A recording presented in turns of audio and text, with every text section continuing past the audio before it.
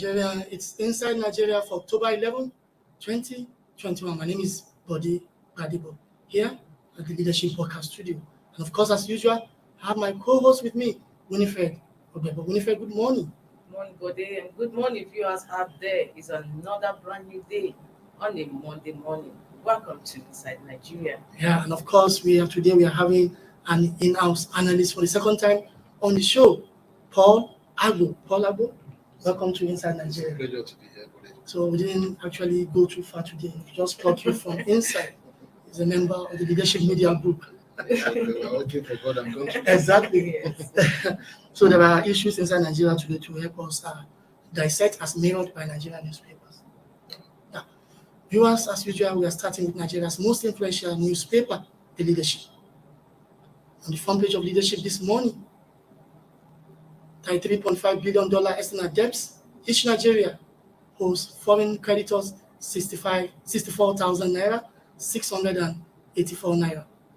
$33.5 billion external debts. Each Nigerian owes foreign creditors 64,684 naira. Paul, when are you paying your debt? Well, I'm afraid I won't be able to pay that debt in the nearest future. Just 64,000. That's what I want to say. Yes, it might look just. If I'm able to pay what about my mother? What about my father? What about my siblings? I come from a family of 15. So 64 times Your 15. children, they Yes. are captured. My children, they are also captured. And my uncles, my sister, my aunties, and other distance relatives, they are also captured in this approximately 65,000 naira. But it's a big problem, whether we like it or not. It is a big problem on our hand. And it appears the leadership of this country are comfortable with the growing, the mounting debt. $35 billion is not a small money, considering the fact that we are a consumer nation. We are not a producer nation. If we are a producer nation, then we don't have much to fear. And going by this mounting debt, remember, our currency is also falling because we are not manufacturing. These are some of the things we are living mountains of problem for our generation unborn. And they will cost us. They will cost the leadership of this nation if we don't take time. Yes, the money has been borrowed, but it's a fact, the money has been borrowed. But what are we doing to help the generation coming after us? And the only way out is to manufacture, produce, reduce importation. But look at us today. We consume virtually everything. Everything we consume virtually, I imported. I was at a function recently, and the managing director of a popular foam manufacturing company said the only raw material he sourced for locally is water in the production of foam mattresses.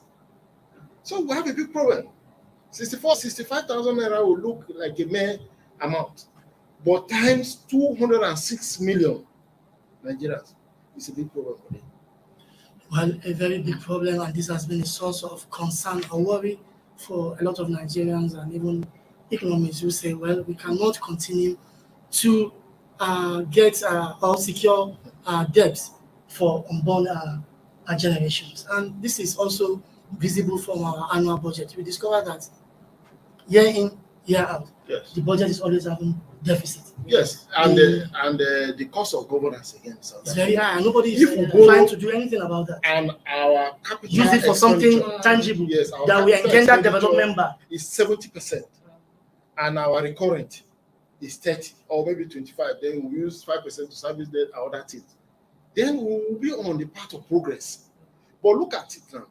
Federal government's budget, about 72% go for recurrent, servicing of government, paying for administration of governance. Are we being wise? It means that we borrow to pay salaries. Yes. Let us tell ourselves the truth. Yes, We recurrent borrow to expenditure. pay salaries. We have not been able to muzzle out this courage to reduce or implement this original report.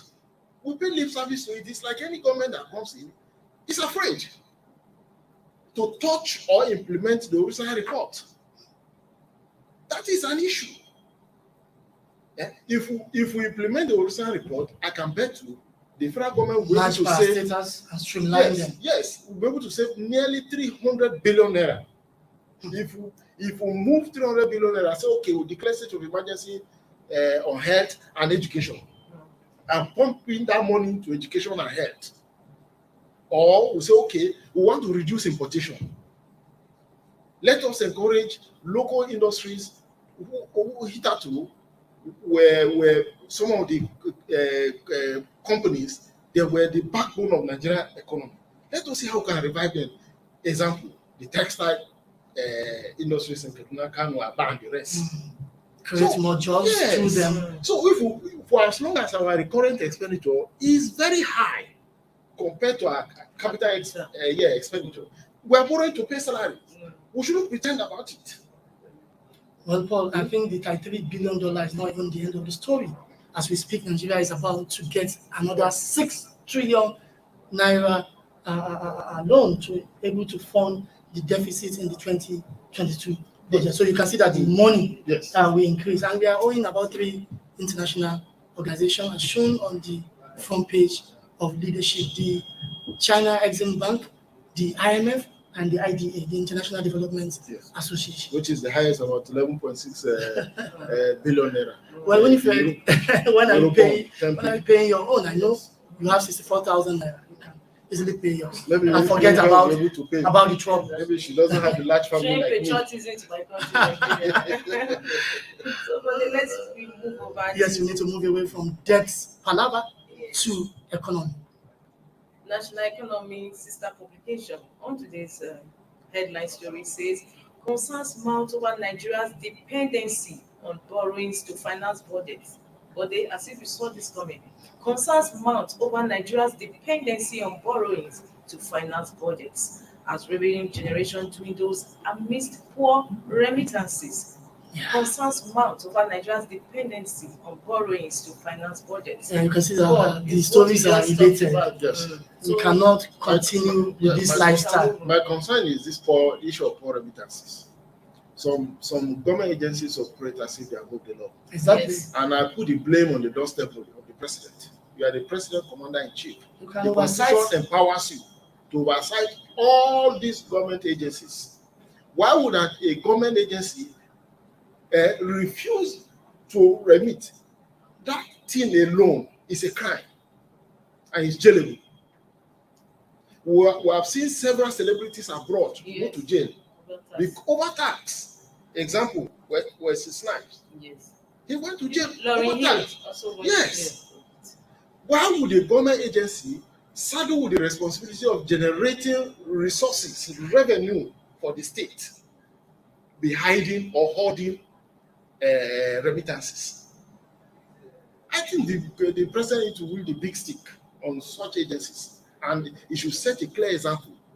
Now that we are going about going with cap in hand, begging for money here and there to fund our budget, the president should look inward.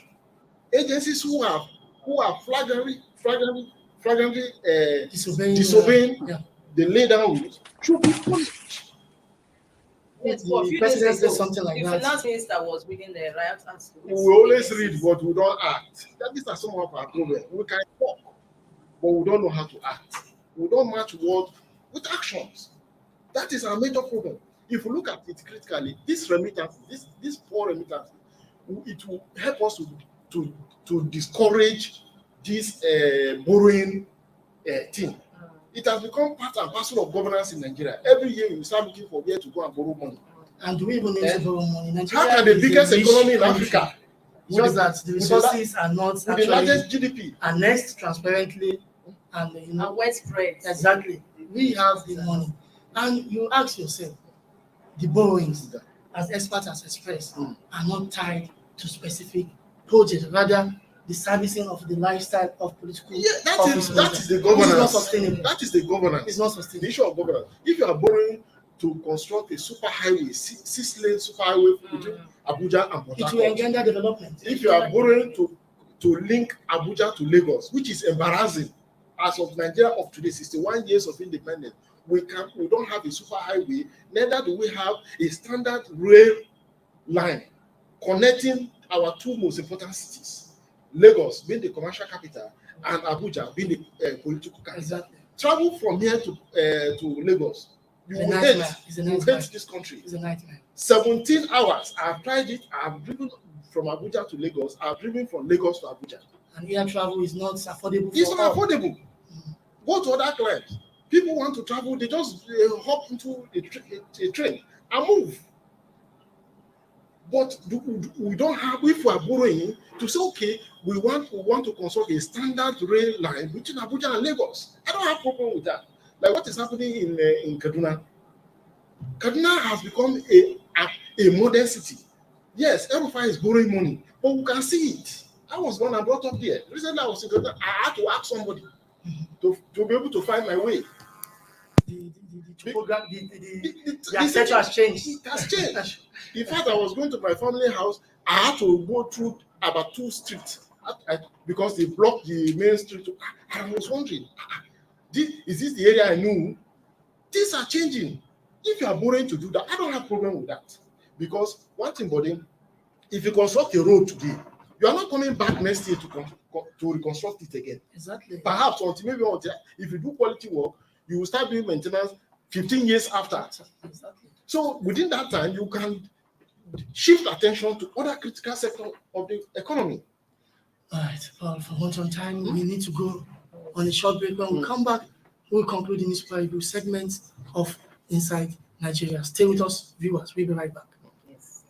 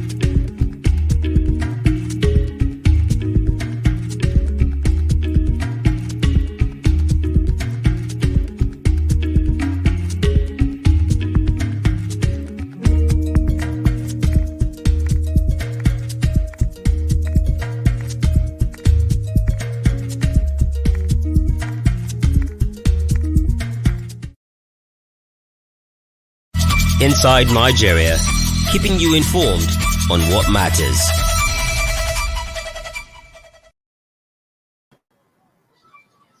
Welcome back. It's still Inside Nigeria this Monday, October 11, 2021. Of course, we have an in-house analyst with us this morning, Paul Hago, who has been helping us to dissect the leading story on some Nigerian dailies this morning. Many thanks to you, Paul, for creating time to be with us. Well, we need to go to the next newspaper on our menu this morning to see what's on the front page. And of course, the Daily Independent. Well, the Daily Independent, we're looking at the story below the picture, which is politics. The story below the picture, 2023 presidency, Osinbajo on a coalition course with Tinubu, pushes to succeed Buhari. 2023 presidency, Osinbajo on a coalition course with Tinubu, pushes to succeed Buhari. Paul, I don't know whether this is speculation or it's something that is bound to happen as we actually approach the 2023 general election. You're bound to see things like this. There are group rooting for vice president. It's full of speculations and intrigues. Yeah. Yes, the newspaper captured that story very well. Lately, Osinbajo has been, the name of Osinbajo has been a ringing bell in so many quarters. Yes. Across all boards. I won't lie you. The gentleman, the senior advocate of Nigeria, is popular among Nigerians, judging by or going by the few time he has acted as acting president, the absence of his principal, President Muhammadu Buhari. People see him as a unifier, as a commander who can unite all sectors of the economy, and somebody who chooses his words carefully. One thing that endeared Osinbajo to Nigerians is the proactive steps he takes whenever it comes to national emergency. Recall when we had this natural disaster in somewhere around Mokwa, Tegina Road, when the bridge collapsed, some years ago. Yes, Osinbajo was at ground zero. He was there, and he also was at Ebonyi State when this farmer said had issue. He drove down to that community. That's a good quality of a leader. Of course, he has a boss, somebody groomed him, which is Asiwaju Bola Tinubu, and the man has not hidden his aspiration to become Nigeria's president. It's really a coalition cause. I don't know how the APC will manage that when a father and a child aiming for the same seat. There's bound to, although Osinbajo, to give him, to be fair to him, he has not declared his intention. He has not declared his intention. It's only Tinubu that has shown body language. So I don't know how the APC will manage that coalition. It's really a coalition. But until one will get there, then we'll know how the water that passes under the bridge, how the color looks like. So we'll leave it at that. All right, Paul, thank you. We need to see what's on the front page of the last newspaper for the day, the Daily Telegraph. Winfred? Yes, on today's Daily Telegraph, it says Jega, that is the former INEC chairman, Jega, it says APC PDP misleading Nigerians since 1999. APC PDP misleading Nigerians since 1999. Jega tackles NAS for downplaying e-transmission of polls results. That is on today's New Telegraph. Well, Paul, I don't subscribe to the view by Professor Atairo Jega, the immediate past chairman of the Independent National Electoral Commission, saying the APC and PDP, the two leading political parties, are misleading Nigerians since 1999. I want to believe that Nigerians are actually misleading themselves or refusing to shine their eyes. I've said it before that Jega has a mission. He's trying to score some level of popularity among Nigerians. The only thing that he has said reasonable here for me is the one about the e-transmission of election results. The e-transmission of results. That's the only reasonable thing he has said here. The other one is just about politics. I know in politics, how you bring down your enemy doesn't matter. The fact that he's dead or he's down. So Jega is just trying to playing mind games with Nigeria, trying to seek for sympathy. He has to work hard, and he is accusing APC PDP. Nigerians will look at him and say, sir, Prof, but you're the one that some people accuse Jega of playing the APC card in 2015. You recall, some people even had to protest on the day Jega was announcing results. You remember? Minister in the administration of. But let's stay straight to the issues, yes. Paul. So that was a past test.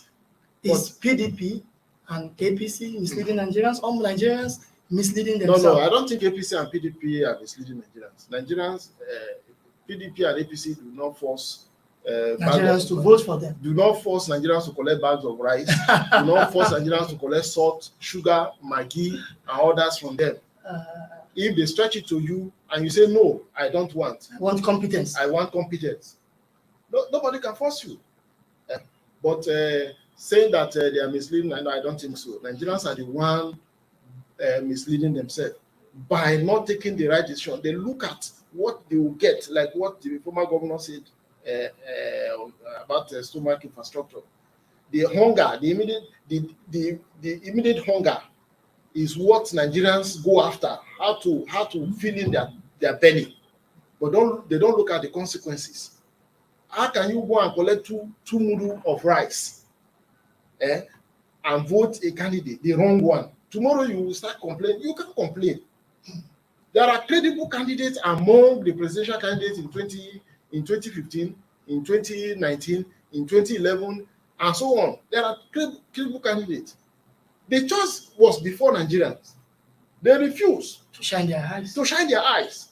Rather, they go for people who will give them 5,000, 20,000, no, things like that. You see people falling on themselves.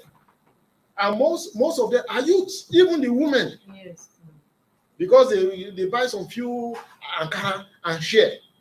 You rush to tomorrow. When those guys start mismanaging the country, you stay and be lamenting that mudu of beans is 1,100 now.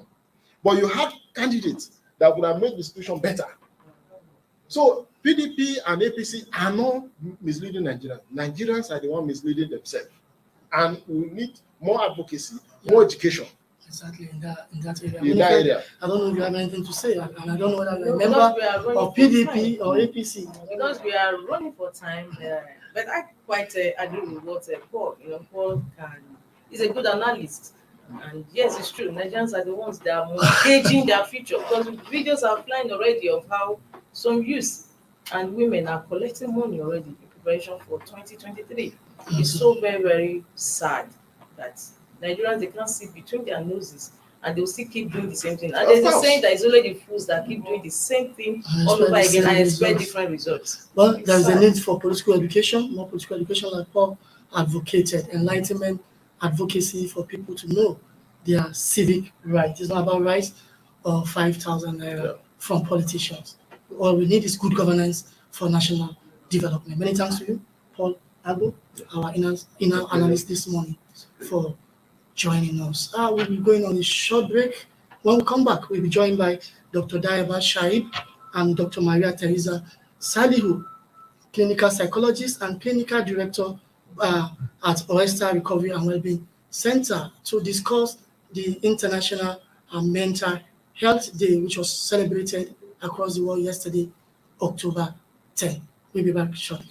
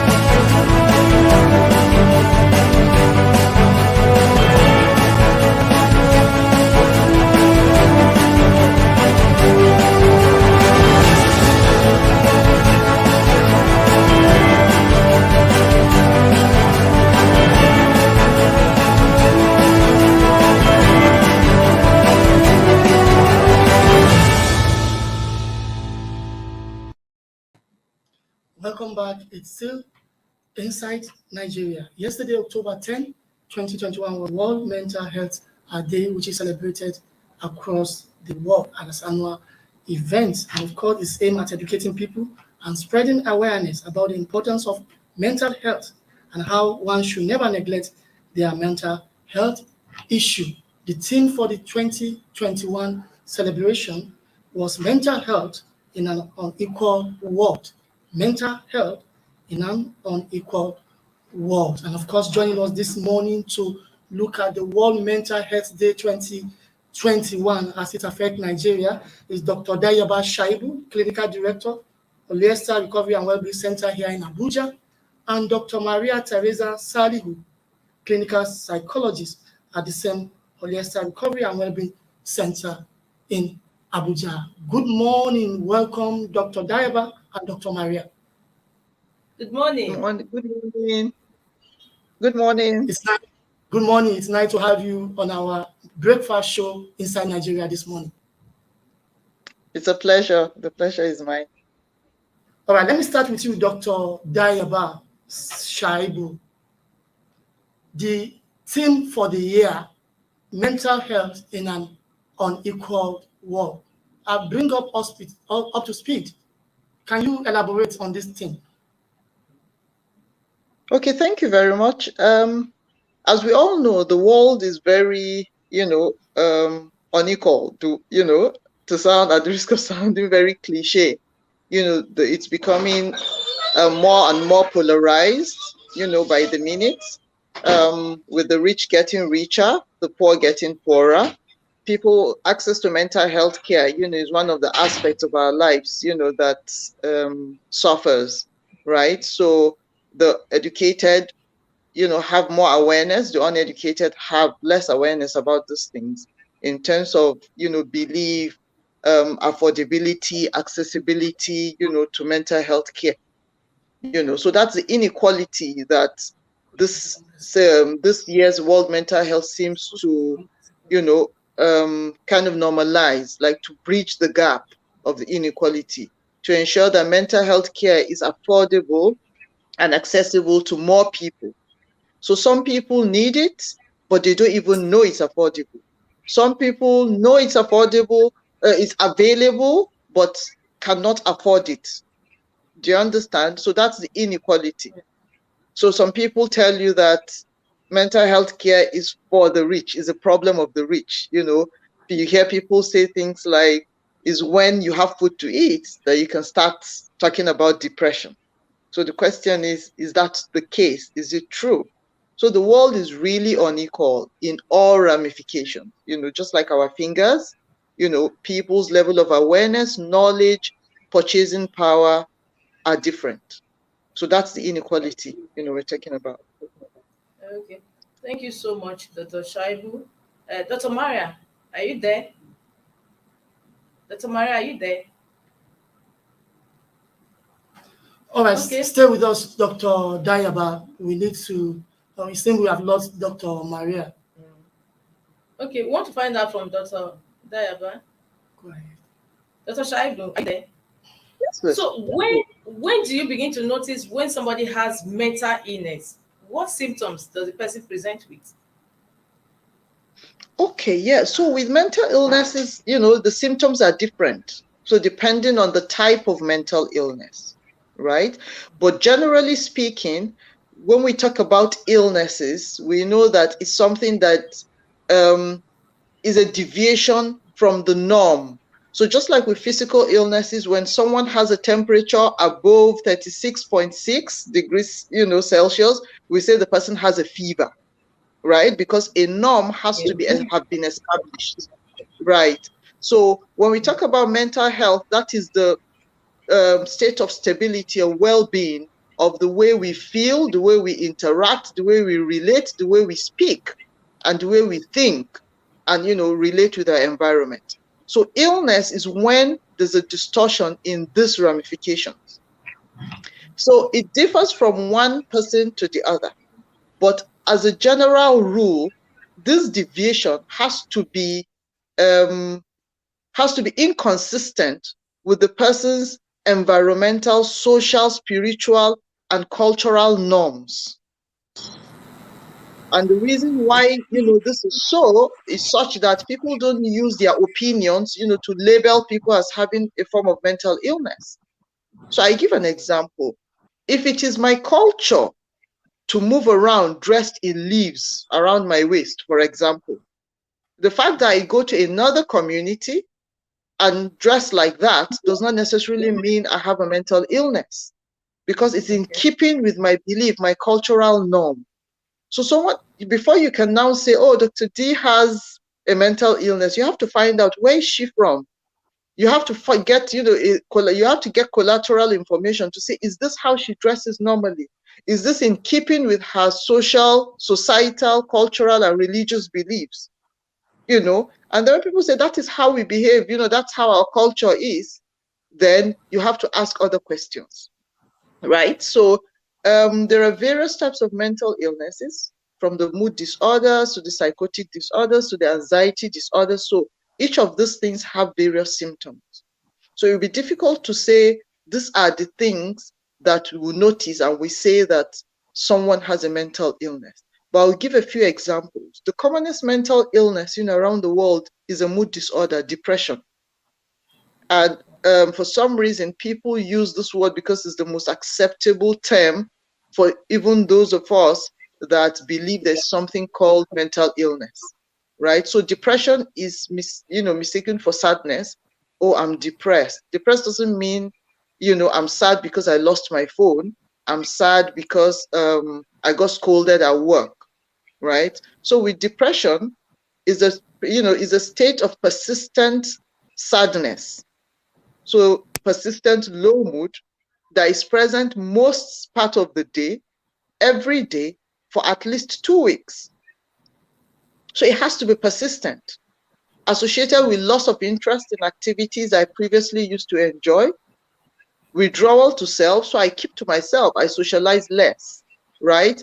I either sleep too much or I'm unable to sleep, or I start to eat more or I lose my appetite, right? There's a feeling of hopelessness, feeling of worthlessness, low energy, and in extreme situations, suicidal thoughts. So I tend to start feeling like, I'm better off dead than alive. So, these are some of the symptoms we look out for, in people that, are exhibiting symptoms of depression. So I use depression, as an example because it's a form of mental illness, right? And the psychotic illness, which is the one that people use as a face of mental illness. So the average man or woman roaming the streets, right? Which is what people see once you talk mental illness. The one that picks stuff from the garbage, talks to himself or herself, roams inappropriately dressed. Those are people that have a form of psychotic illness. So there's an illness called schizophrenia, right? So in this situation, in this illness, people tend to hear voices that are actually not there. So when they respond to those voices that are in their head, we see them talking to themselves. So sometimes they're having conversations with people you and I can't see. Sometimes they feel things on their body that are not there. We call them auditory hallucinations. Tactile hallucinations, when they feel things that are actually not there. When they hear things that you and I can't hear, we call them auditory hallucinations. Some of them see things that are not there, visual hallucinations, right? In some cases, we have the gustatory hallucinations where they taste things that are actually not there, or olfactory hallucinations where they smell things that are not there. So not to bore, our viewers, and, there are lots of, there are different categories of this schizophrenia. So there's the disorganized, where they behave, in a disorganized fashion. There's the hebephrenic, where they behave, age inappropriate, picking things from the garbage, roaming the street, But the commonest form of schizophrenia is the paranoid schizophrenia. So they're suspicious. So they feel people want to harm them. They sometimes feel like, oh, there are cameras watching them. Sometimes they feel their loved ones are after their lives. Sometimes they feel their food has been poisoned. So they're paranoid, right? And that's why sometimes you see them walking around and looking around. And they tend to act on the voices they hear. You know, that's why you see people say, oh, this person has a mental illness and can harm me. So sometimes the voices in their head is actually telling them that person coming is about to hit you. Before the person hits you, hit her. So it's a response to the voice they're hearing. In some situations, they are commands. In some situations, they are derogatory statements that the voices keep telling them. So they start to feel, you know, a certain way about themselves. Right. So these are some of the symptoms. But, you know, we have what we call the diagnostic criteria. So it's like a diagnostic manual. If someone complains to us and says, oh, I feel a certain way. So you go through the symptoms and the complaints the person has, you know, to see which of the criteria the person meets before you give a diagnosis. Because we're very mindful of giving a label because of the nature of mental health, mental illnesses. I hope this helps. All right. Thank you, Dr. Daiba. Let me go back to Dr. Maria.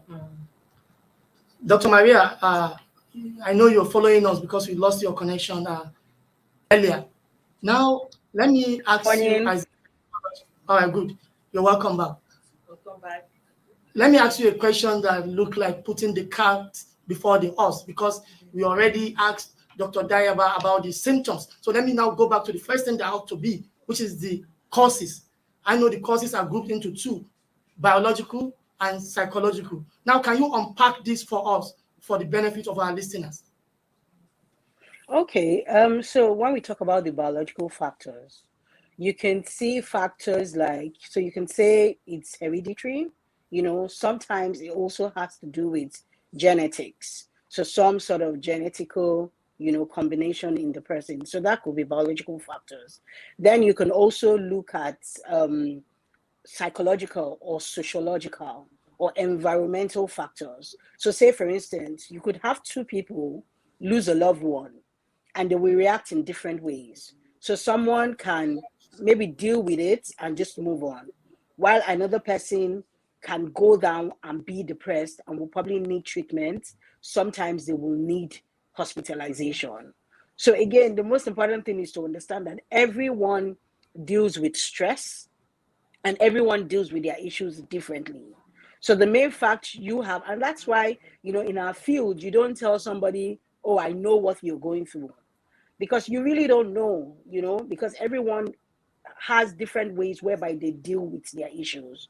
So yes, you see, especially today, a lot of people will have, you know, for instance, like schizophrenia. Some people could have a family history of schizophrenia, whereby they've had a mother, they've had a mom, sister, an aunt, you know, dealing with that illness. And just one little thing may happen to them, and that will trigger, you know, an episode. So you have some people have their first episode, even, you know, because normally the onset of schizophrenia is from teenagehood. So we're looking at probably from about 14, you know, 15. But you can have some people still have their first episode in their 30s, and you wonder why. So it's important for us to understand that while you have hereditary factors of mental illnesses, you also have environmental factors. You know, you also have psychological factors. You also have drug induced. So when we say drug induced, what do we mean? Some people use substance, you know, some people are addicted to some sort of psychoactive substances, and those substances could actually trigger, you know, psychosis. Those substances could actually be the onset of a mental illness, you know. So while you have the biological factors, some people pick it up just along the way. That's why it's important for us to understand, you know, some of these things that could cause mental illnesses and if they're avoidable. Because at the end of the day, it's important to understand that it may not be curable, but it's treatable. So with good treatment, you know, somebody that has schizophrenia, even the man roaming the streets, with proper and good treatment, they could be able to function, you know, and still fulfill their life potentials. All right, Dr. Maria, stay with us. Let me still ask you another question about statistics, because I know over time we have been told 10 in every 10 Nigerians are suffering from mental health disorders. And this could translate to about between 20 to 30% of the total population. As a practitioner, you see this every day, you attend to them. What is the actual figure? What is the actual figure and what is responsible for that? Okay, I will put a label on a figure because again, we see different age range. So you can see people 10-year-old, you can see 12-year-old, you can see 40-year-old, you can see 50-year-old. I know about 2 years ago, WHO did say in Nigeria we had about 14 million people. So imagine 14 million of us out of our population, dealing with mental illness. So we have that number of people, and I'm sure that was 2019. This is 2020. Last year was 2020, where we had COVID-19 that hits the world very hard. So I'm sure that number did increase. Then we have 2021. Because I remember last year, even during the COVID season, as much as we couldn't do, in-person therapy sessions, we went into virtual. And we actually did see a number of people that were just trying to cope with dealing with the issues that come up, in COVID-19. So that number has grown probably from 2019, from 14 million. I'm sure we have a number of them. But even as a facility, on a daily basis, we see people, from depression. Dr. Shaibu was talking about, what depression is, the difference between depression and sadness in itself. So we see people from depression, anxiety, schizophrenia, couple therapy, different, aspects of psychological needs. That's what we see. And the good thing is people are becoming more aware. Before, people don't want to see a therapist, or you tell somebody, oh, go and see a psychiatrist. They say the word MAD that we don't like to use. I'm not that. I'm not this. Why should I see a psychiatrist? But people are becoming more open. People are realizing that they need to get professional support because it's different from an advice. For instance, if somebody is depressed, you can't say, stop being depressed, get out of being depressed. No, because they are helpless. They are struggling to come out of it. So with professional help and good psychological intervention, they'll be able to deal with these issues they're going through, and function well in life.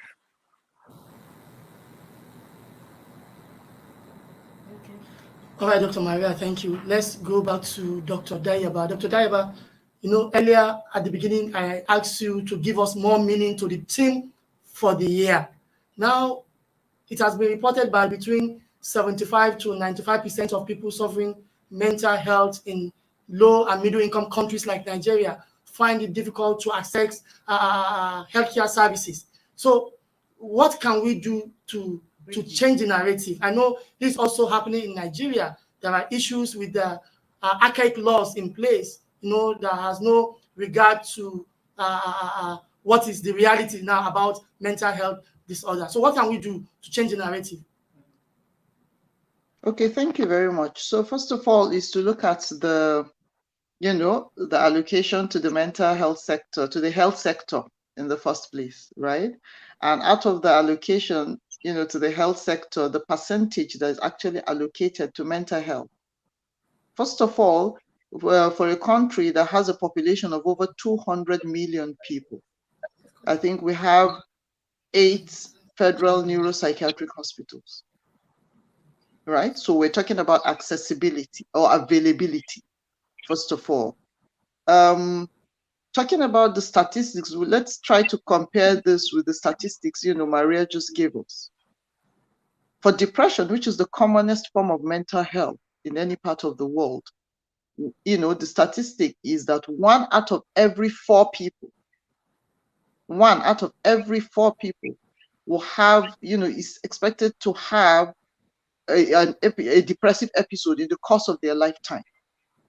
So it means in Nigeria, if we're 200 million people, the thinking is that 50 million of these 200 people will, have depression at some point in their lives. We have 8 federal neuropsychiatric hospitals.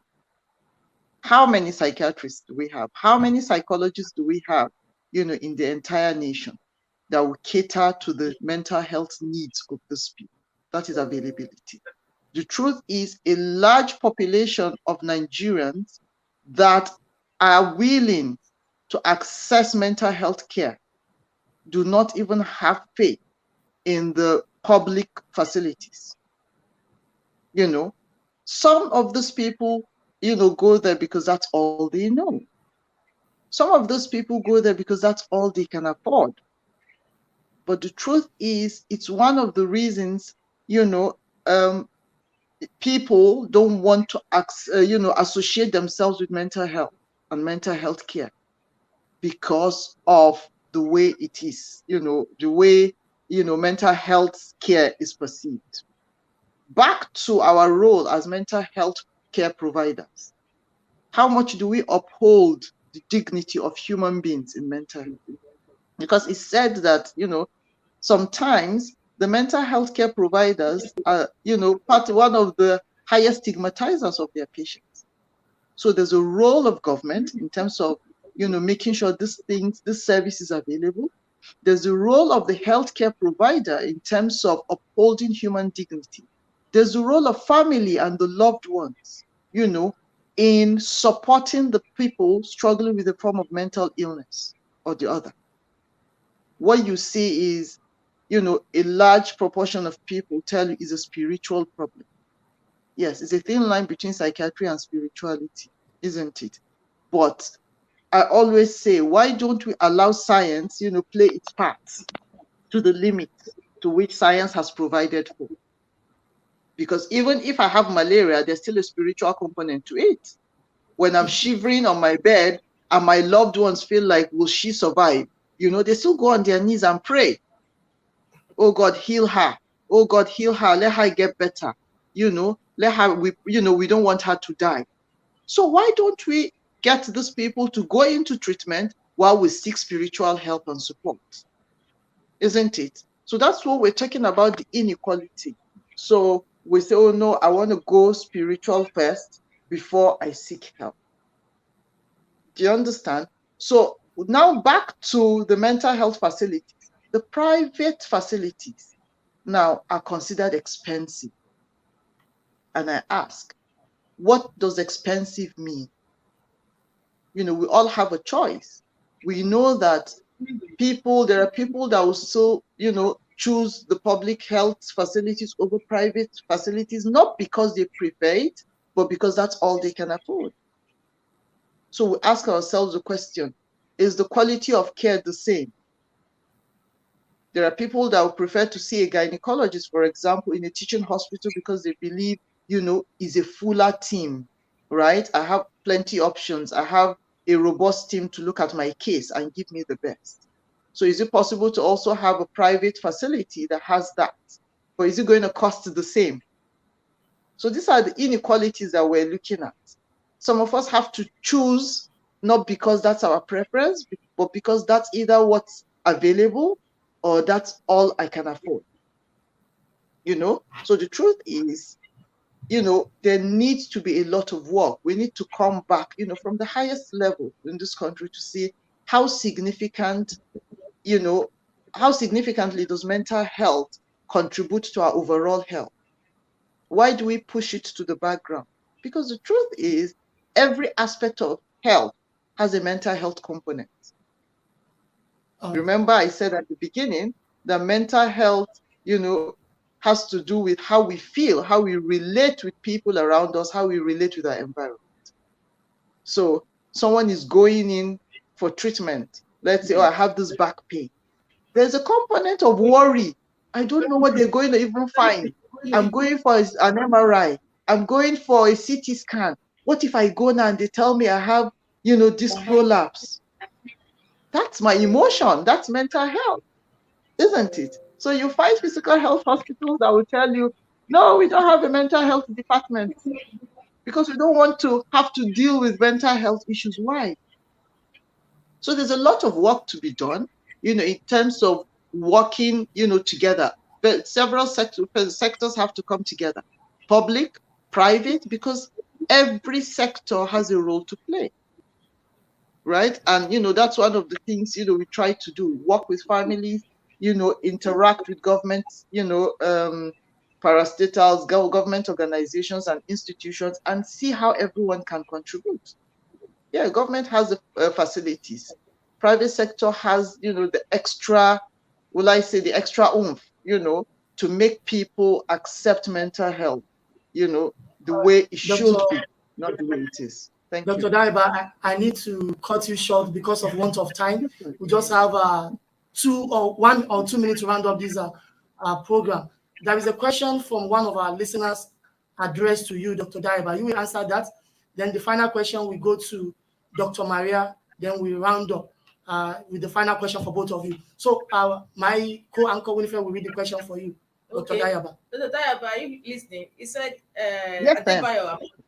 Dr. Shuaibu, what is your take on soaring cost of medications for mental health conditions in Nigeria, which is posing a major challenge to the treatment of mental health conditions in Nigeria? I think she partly addressed that when she was talking about accessibility to mental health services being very expensive. Dr. Daiba, I will come to you for the final question meant for both of you and Dr. Maria. But let me go to Dr. Maria, a psychologist. Dr. Maria, there seems to be a trend, teenagers committing suicide all the time. What will you say is responsible for this, and what's the way out? So I guess, again, the thing is, a lot of young people, they call them the Generation Z. So a lot of young people these days, the social media, there's a lot of influence. I remember I did go to a program where a teenager did say she thinks suicide is bravery, and that hit me so hard, because a lot of them are modeling behavior. So someone takes their life and they think that's bravery. So I think the most important thing is, a lot of more awareness to these young people, for schools to actually have a curriculum. I remember while we were in schools, we had a counselor, but that's different. You just go to your counselor if you're struggling with schoolwork.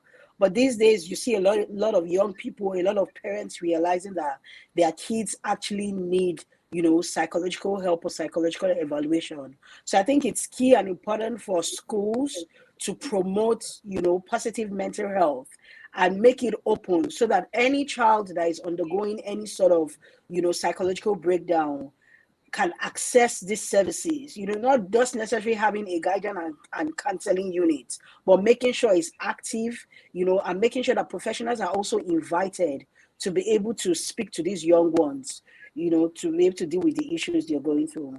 Thank you. Thank you so much. All right, finally, both Dr. Maria and Dr. Daiba, I picked something from you, very shocking that some person consider suicide as bravery. And when Dr. Daiba was speaking earlier too, she also, made a point that we're living in denial. We are living in denial of our mental health issues. We don't want to acknowledge all those things exist around us. And now COVID-19 came in 2020. The reality is staring us in the face. People, breadwinners lost their jobs, family losing loved ones, and it has led to a lot of things, depression and the rest of them. So finally, for both of you, COVID-19 seems to be with us, and it has come to stay, probably like malaria. So how do we know our bounds? How do we get out of depression? How do we save ourselves from mental health disorder? This is for both of you in 30 seconds. Let me start with Dr. Daiba. Okay, thank you very much. So I would just say, basically, looking out for ourselves. We should know that there's no health without mental health. Practicing self-care. We should be mindful of the different dimensions of wellness, which, we owe ourselves to nurture. So from the physical to the mental, to the environmental, to the social, cognitive, spiritual wellness.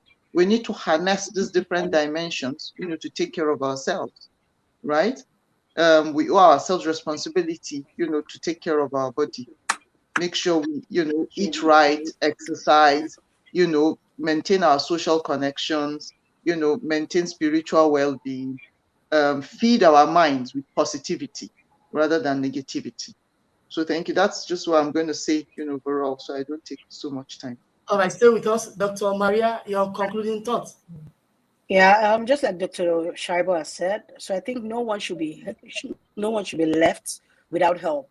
It's important for even our primary healthcare hospitals knowing what mental health first aid is. So if someone goes in there and they say, I have a headache, there should be some sort of little screening that can be done to actually see, if there are other issues that are coming up, and they could be referred to a specialist. So no one should be left without help.